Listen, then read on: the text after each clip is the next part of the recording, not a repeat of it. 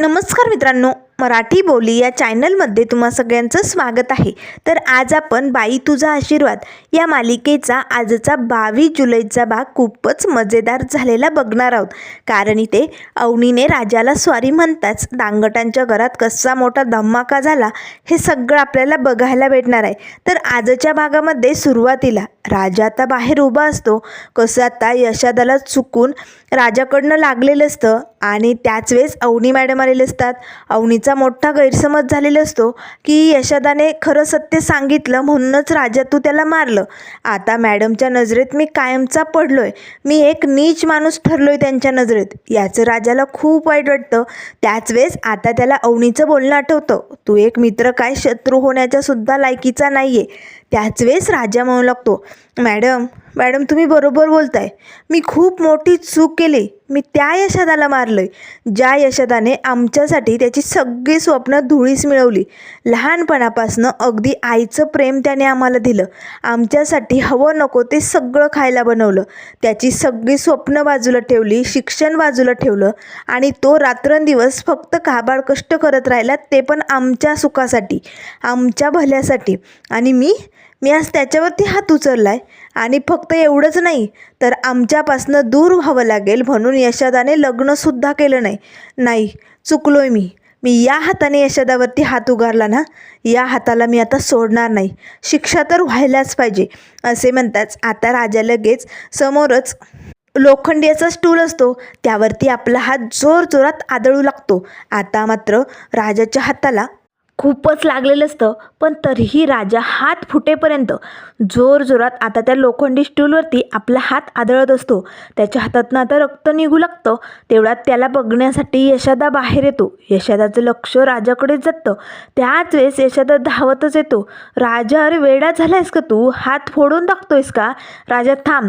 आता यशादा राजाला पकडतो, राजा तरीही जोरात आपला हात आपटवत असतो। त्याच वेळेस अवनीही बाहेर आलेली असते। अवनीला मात्र आता हे सगळं बघून खूपच वाईट वाटतं, तिच्या डोळ्यातनं पाणी येत असतं। झाडाच्या आड उभी राहून अवनी आता यशादा आणि राजाकडे बघत असते। त्याच वेळेस यशादा म्हणू लागतो, राजा थांब, कानामागे ओढी ना, राजा थांब, तुला माझी शपथ आहे, हालायचं नाही आहे, अजिबात काही करायचं नाही रे, वेड लागलंय का तुला, अरे किती लागलंय तुझ्या हाताला, हे बघ असं काही करू नको राजा।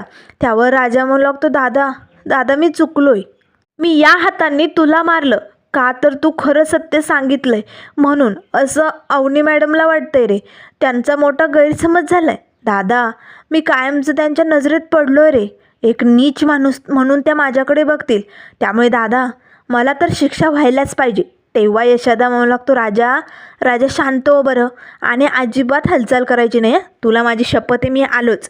यशादा पटकन धावतच आतमध्ये जातो आणि आता तेल आणि हळद घेऊन येतो। आता राजाच्या हातातनं रक्त निघत असतं। यशादा पटकन आता त्यावरती हळद आणि तेल लावू लागतो। तेवढ्यात लगेच राजाचं लक्ष आता समोर उभी असणाऱ्या अवनीकडे जातं। अवनी राजाकडे बघत असते, तिच्या डोळ्यातनं पाणी येत असतं। त्याच वेळेस राजा म्हणू लागतो, मॅडम अहो ते पडलो ना मी म्हणून लागले, दुसरं काहीच नाही, पावसाचे दिवस आहे ना, पाय घसरला आणि पडलो। राजा बाजूला जातो, खांबाला डोकं टेकवतो आणि तिथेच रडू लागतो, त्याला खूप वाईट वाटलेलं असतं। त्याच वेळेस यशादा म्हणू लागतो, अवनी ते राजा पडला ना म्हणून लागलं त्याला, होईल बरं, जास्त काही नाही लागलं, चला तुम्ही आतमध्ये। अवनी आता तिकडनं आतमध्ये निघून जाते। त्याच वेळेस यशादा येतो, राजा बघू बरं, मला हात दाखव, बैस बरं इथे खाली, अरे किती लागून घेतलंय, एवढं समज करायची काय गरज होती। त्यावर लगेच राजा म्हणू लागतो, यशादा मी खूप चुकलोय रे, अवनी मॅडमचा मोठा गैरसमज झालाय, दादा तू बरोबर बोलला होता, खरंच माझं ना पापच मला भोवतंय, खरंच मी खूप मोठं पाप केलंय ना खोटं बोलून आणि म्हणूनच मला शाप लागलाय। त्यावर लगेच यशादा म्हणू लागतो, राजा असं नाही आहे, तू शांत हो बरं। त्यावर राजा म्हणू लागतो, नाही दादा मी खूप खोटारडा माणूस आहे, खोट्याचा क्विंटल बोजा घेऊन मी जगत असतो, पण काय करणार आहे दादा, अरे ही दुनिया ना अशीच आहे, मजबूत माणसांना ना सलाम ठोकते आणि अशा कमी शिकलेल्या आणि गरीब लोकांना नाही रे ते मानत रे, कमी लेखतात गरीब लोकांना, आणि म्हणूनच मला ना लहानपणापासून खोटं बोलायची सवय झाली। त्यावर लगेच यशादा म्हणू लागतो, राजा अरे पण खोटं जास्त दिवस टिकत नाही आणि मी तुला आधीच सांगितलंय, तू अवनीला खरं सगळं काही सांगून टाक. अरे हे सगळं तू किती दिवस लपवणार आहे? आणि असं खोटं जर मनावर ठेवून तुला त्रास होत असेल तर सांगून टाक ना. त्यावर राजा म्हणू लागतो, नाही दादा, हे खोटं घेऊन जगण्याची सवय झाली रे मला. मी जर खरं सत्य सांगितलं आणि अवनी मॅडम मला सोडून गेल्या तर? नाही, हे सगळं मला सहन नाही होणार. खोटं खोटं लग्न मला खरं झालंय हे सत्य जर सांगण्याची वेळ आली तर अवनी मॅडम खूप भडकतील आणि ते निघून जातील रे. आणि याच भीतीने मी एकामागे एक खोटं बोलतच राहिलो. एक खोटं लपवण्यासाठी मला 100 खोटं बोलावं लागतं. पण काय करणार आहे दादा, लहानपणापासून ना मला या सगळ्याची सवय झाली. दादा तुला माहिती आहे, अरे जेव्हा आपली आई आपल्याला सोडून गेली तेव्हा अण्णांना जेलमध्ये घेऊन जाण्यात आलं. आणि मग तेव्हा या सगळ्या गावाने आपल्याकडे कसल्या नजरेने बघितलं होतं ना? आठवतंय ना दादा तुला? अरे कोणी धड आपल्याशी बोलत नव्हतं, आपल्याला आजूबाजूला फिरकूही देत नव्हतं. आणि शाळेत गेल्यानंतर तर पोरं आपल्या शेजारी बसायला सुद्धा तयार नव्हती. कोणी खेळत नव्हतं, बोलत नव्हतं. एवढा तिरस्कार करत होते हे सगळे लोक. आणि तेव्हापासूनच मी ठरवलं खोट्याची ढाल बनवायची. अनोळखी माणसासमोर मी सगळं खोटंच बोलत राहिलो. का तर माझ्या घरच्यांसाठी आणि आपल्याला जगात मान मिळण्यासाठी. आपल्या घरच्यांचा मोठेपणा सगळं काही मी खोटं मिरवत गेलो. आणि म्हणूनच मी अवनी मॅडमशी खरं लग्न केलं. पण तरीही मी त्या खोट्याचा आधार घेतला. कारण दादा हे गाव कसं आहे तुला माहिती आहे ना, आपण खूप काही भोगलं रे. मी जर मॅडमला खरं सांगितलं असतं तर त्या आपल्याला लगेच सोडून गेल्या असत्या. आणि मला त्यांना सोडवायचं नाही आहे, त्यांना गमवायचं नाही आहे रे दादा. म्हणून मी हे सगळं खोटं मनात ठेवतोय. आता लगेच यशोदा म्हणू लागतो, यशोदा राजाची समजूत काढू लागतो. राजा मात्र पटकन आपल्या यशोदाला घट्ट मिठी मारतो आणि रडू लागतो. तर त्यानंतर इकडे आता संध्याकाळची वेळ झालेली असते. अवनी आता आपल्या रूममध्ये येते.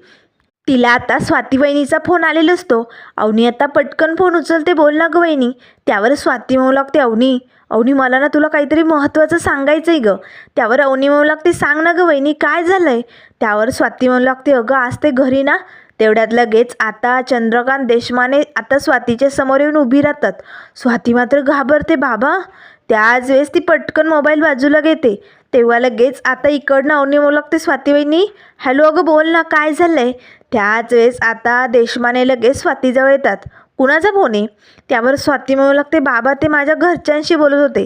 तेव्हा देशमाने म्हणू लागतात, बघू इकडे, मलाही बोलायचे, दे इकडे. स्वाती घाबरते. आता देशमाने पटकन तिच्या हातनं मोबाईल घेतात. तेव्हा लगेच अवनी म्हणू लागते, वहिनी अगं कोणी आलं आहे का? काय झालं आहे वहिनी, कोण आलं आहे? त्यावर लगेच देशमाने म्हणू लागतात, तुझा बाप आलाय. तेव्हा लगेच अवनी म्हणू लागते, बाबा तुम्ही?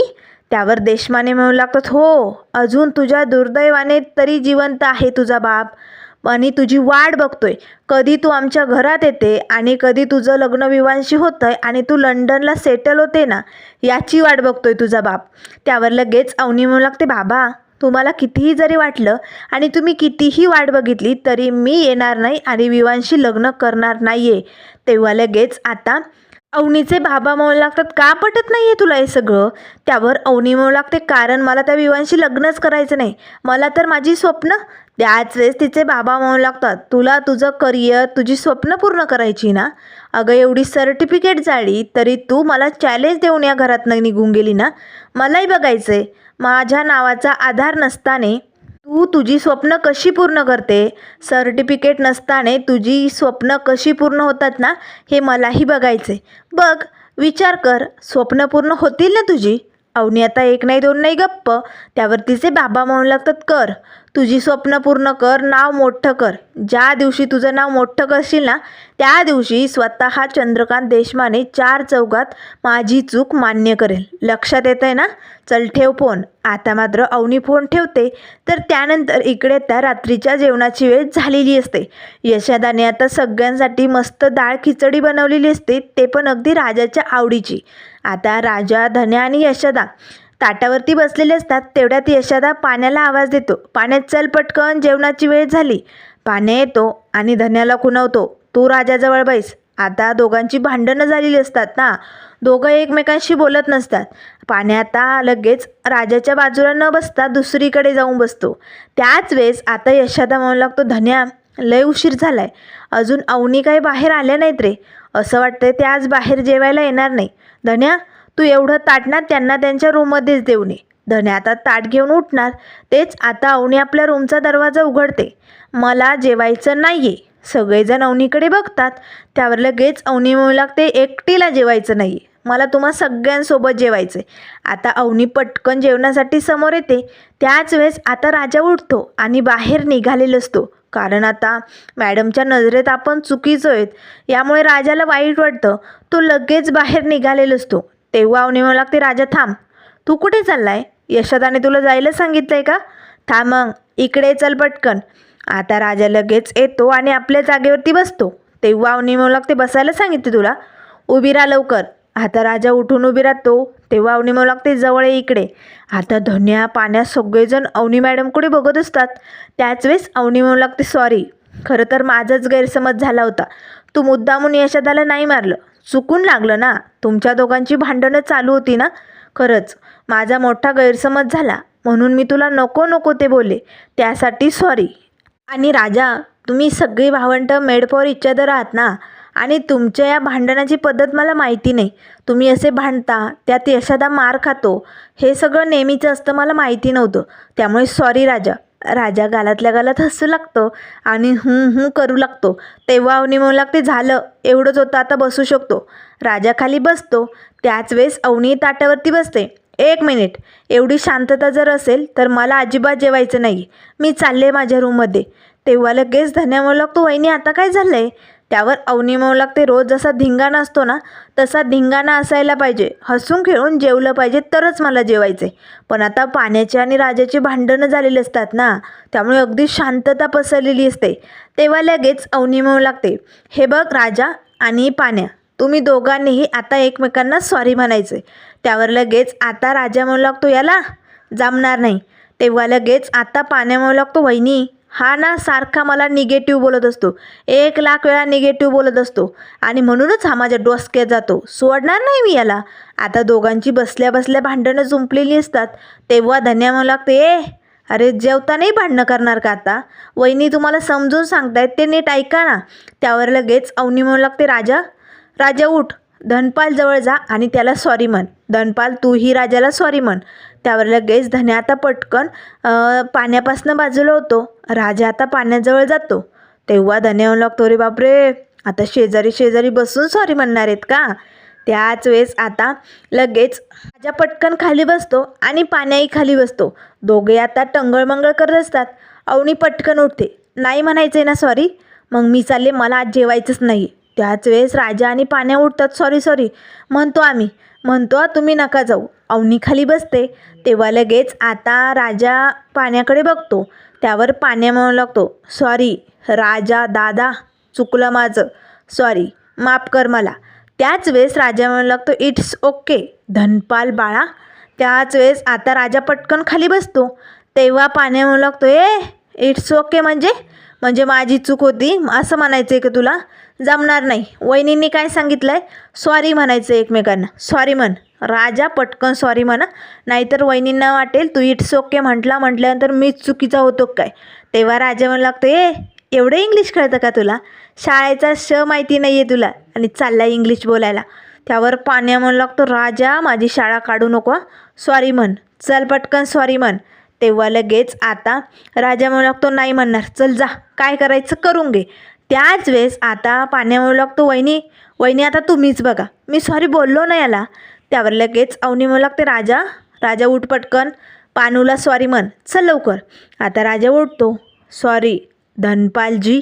त्याच वेळेस आता धन्या खुश होतं, हे पाण्या दादा, डायरेक्ट तुला धनपालजी. त्यावर लगेच आता पाण्या म्हणू लागतो, मला बी लय मोठं झाल्यासारखं वाटतंय, पण राजा तू काय बोलला, मी ऐकलं नाही, पुन्हा बोल ना. तेव्हा राजा म्हणू लागते, पाण्या. त्यावर लगेच आता पाण्या म्हणू लागतो, धनपालजी म्हणायचा, कसं धनपालजी. त्यावर लगेच आता धन्या म्हणू लागतो, झालं, सुरू झालं तुमचं पुन्हा, आत्ता सॉरी म्हटला ना एकमेकांना. त्यावर लगेच राजा म्हणू लागतो, सॉरी धनेजी, सॉरी. तेव्हा धन्या म्हणू लागतो, मला बी लय मोठं झाल्यासारखं वाटतंय, धनेजी धनपालजी किती भारी ना, मस्त.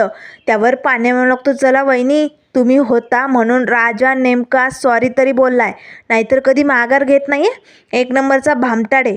पण यशोदा, या सगळ्याच्या भांडणाच्या नादात तू तर खिचडीला मीठच टाकलं नाही. यशोदा धावत मीठ आणण्यासाठी जातो तेव्हा लगेच राजा म्हणू लागतो, यशोदाच्या जेवणाला नावं ठेवायची नाही आहे, नाहीतर उद्यापासनं तू जेवण बनव. त्यावर लगेच पाण्या म्हणू लागतो, अरे चेष्टा करत होतो मी यशोदाची. त्यावर लगेच आता राजाला राग येतो, यशोदाच्या जेवणाची चेष्टा मी खपून घेणार नाही आहे. चल निघ, तू निघ, उठ लवकर, उद्यापासनं तू स्वयंपाक बनायचं. दोघांची भांडणं सुरू झालेली असतात तेव्हा धन्या म्हणू लागतो, मला ना जेवायचंच नाही आहे. तुमच्या दोघांचं पुन्हा सुरू झालं ना, मला जेवायचंच नाही. त्यावर लगेच आता पाण्या म्हणू लागतो, बघ राजा, अरे याला जेवायचं नाही, यांनी जर जेवण सोडलं तर कसं होईल ना. अरे बापरे, दोघांची एकी झालेली असते तेव्हा धन्या म्हणू लागतो, यशोदा, हे दोघे एकी करतायत आणि माझ्यावरती उलटवतायत आता. त्यावर लगेच आता राजा आणि पाण्या हसू लागतात. अरे बापरे, माणूस तर काडी पैलवान होणार. आता धन्याला राग येतो, तो रागाच्या भरात उठतो, मला जेवायचंच नाही आहे. अवनी आता लगेच, धन्या चल पटकन. अवनीलाही खूप हसायला येतं. सगळेजण हसत असतात, खेळत असतात, मस्ती करत असतात. त्याच वेळेस आता धन्या आणि राजा एकमेकांना मारत असतानाच आता धन्या पटकन पाण्याचा ग्लास हातात घेतो आणि यशोदाच्या बाजूला फिरवतो. त्याच वेळेस राजाचा चुकून धक्का लागतो आणि ते पाणी अवनीच्या अंगावरती उडतं. आता अवनीच्या अंगावरती ग्लासमधलं संपूर्ण पाणी सांडलेलं असतं. आता सगळेजण अतिशय शांत होतात. धक्क्याने आता अवनी वहिनीकडे बघू लागतात. राजाला तर मात्र आता पुन्हा प्रश्न पडतो, अरे बापरे, आता मॅडम पुन्हा भडकणार. पण अवनी आता जोरजोरात हसायला सुरुवात करते. अशा पद्धतीने अगदी हसत खेळत खूप छान असं सगळ्यांचं जेवण झालेलं असतं. तर त्यानंतर इथे आता जेवण झाल्यानंतर अवनी बाहेर अंगणात विचार करत उभी असते. आता तेवढ्यात अण्णा आलेले असतात. सायकल अगदी लोटत लोटत, अगदी डुलत डुलत अण्णा दारू पिऊन घरी आलेले असतात. अण्णांना सायकल लोटणंही जमत नसतं, अगदी डुलत असतात. अवनीचं लक्ष अण्णांकडे जातात. अण्णांचं आता जे काही अवसान असतं म्हणजे डोळे वगैरे, ते बघून अवनी जरा घाबरते. त्याच वेळेस तिला सुलूचं आत्याचं बोलणं आठवतं. सुलू आत्याने तिचे कान भरलेले असतात. अगं तुला माहिती आहे, या दांगड घराण्यातील माणसं राक्षस आहेत, राक्षस. आणि तो दोंड्या, त्याने त्याच्या बायकोचा खून केला आहे, मारून टाकलं या पोरांच्या आईला. हे सगळे बोल तिला आठवतात. अवनी जराशी घाबरते. अण्णा मात्र अतिशय दारू पिलेले असतात. अण्णांच्या हातात आता एका कागदात चक्की गुंडाळलेली असते. अण्णा आपल्या सुनबाईजवळ येतात. धर सुनबाई धर. अण्णांचे डोळे अतिशय मोठाले असतात. अवनी घाबरते. अवनी जरा पाठीमागे बाजूला सरकते. तेव्हा अण्णा पुढे येतात, अवनीचा हात पकडतात आणि तिच्या हातात तो गुंडाळलेला कागद देतात. धर, नाशिकची फेमस चक्की आणली तुझ्यासाठी, खाऊन घे हा, कुणाला अजिबात द्यायची नाही, तू एकटीच खाऊन घे, चल मी जातो. असे म्हणताच अण्णा पाठीमागे वळतात. आता पाठीमागे झाड असतं. अण्णा त्याला जाऊन धडकतात. अगदी त्या झाडांच्या फांट्यात त्यांची अशी मान अडकते. तेव्हा अण्णा म्हणू लागतात, अरे दरवाजा कुठे, दरवाजा कुठे अडकलोय का काय मी. अण्णांना काही सुधरत नसतं. कसं बसं अण्णा त्या झाडातनं बाजूला होतात. दरवाजा कुठे गेला असे म्हणत दरवाजाजवळ येतात. दरवाजा उघडाच असतो. अण्णा जोर जोरात दरवाजा ठोठावतात. दरवाजा उघडा प्लीज, कोणी आहे का. अरे दरवाजा तर उघडाच आहे असे म्हणत अण्णा आतमध्ये निघून जातात. अवनी आता तो गुंडाळलेला कागद उघडते तर त्यात शेंगदाण्याची चक्की अण्णांनी आणलेली असते. आता मात्र अवनी ती चक्की हातात घेताच त्याखाली त्या पेपरवरती जे काही लिहिलेलं असतं ते अवनी वाचू लागते. स्त्रियांसाठी रूम भाड्याने मिळेल. आता मात्र अवनीला खूप आनंद होतो. अरे बापरे, म्हणजे नाशिकमध्ये या ठिकाणी रूम मिळू शकते. तर देवी, कदाचित हा तुझाच संकेत असेल. मला आता राजाला याबद्दल काहीच सांगायचं नाही आहे. उद्या सकाळीच मी या ठिकाणी पोहोचेल आणि जर तिकडे मला रूम भेटत असेल तर मी तिकडे शिफ्ट होणार आणि तिकडेच राहणार. कारण राजा, मी जर हे तुला सांगितलं तर तुम्हाला या घरातनं जाऊ देणार नाही आणि माझ्यामुळे या घरातनं खूप प्रॉब्लेम वाढत आहेत. तुम्हा सगळ्यांचं राहणं मुश्किल झालं आहे. सगळं काही फक्त माझ्यामुळे होतं आहे आणि हे लग्न खोटं आहे हे जेव्हा तुम्हाला समजेल तेव्हा तुम्हा सगळ्यांना त्रास होणारच आहे. त्यामुळे हे सगळं सांगण्याआधीच मला हे घर सोडावं लागेल. त्यामुळे उद्याच मी या जागेवरती जाऊन बघते आणि हे घर सोडते असं आता अवनीने ठरवलेलं असतं. तर त्यानंतर मित्रांनो पुढील भागामध्ये आपल्याला बघायला मिळेल अवनी देवी आईचा आशीर्वाद घेते. देवी आई, मी रूम बघायला चालले. मला तिकडे नक्की रूम मिळू द्या असे म्हणताच अवनी आता अंगणात बाहेर येताच अण्णा आता जोरजोरात कुऱ्हाड घासत असतात, म्हणजे कुऱ्हाडीला धार लावत असतात. अवनीला जरा धक्का बसतो, कारण या कावळीने तिच्या मनात नको नको ते भरलेलं असतं ना. अण्णा आता त्या धारीकडे बघतच म्हणू लागतात, काय धार लागली, एका घावात 4 तुकडे, काम होणार. अवनी घाबरते आणि अण्णांकडे बघू लागते. तर अवनी आता घर सोडण्याचा विचार करणार. पुढे काय काय होणार आता हे सगळं आपल्याला बघायला मिळेल. त्यामुळे मित्रांनो, अशाच मालिकेंच्या अपडेट पाहण्यासाठी चॅनलला लाईक करा, सबस्क्राईब करा. व्हिडिओ पाहिल्याबद्दल धन्यवाद.